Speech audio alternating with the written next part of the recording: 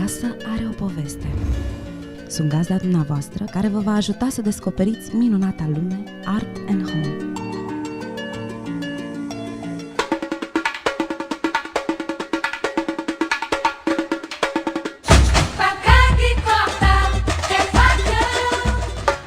Soare, plajă,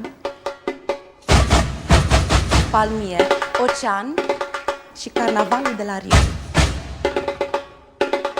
După atâta dans m-am hotărât să mă odihnesc puțin și am acceptat invitația familiei Alvarez. Surpriză! Am descoperit un dormitor plin de arome tropicale. Parcă simți briza oceanului și te cufunzi în liniște.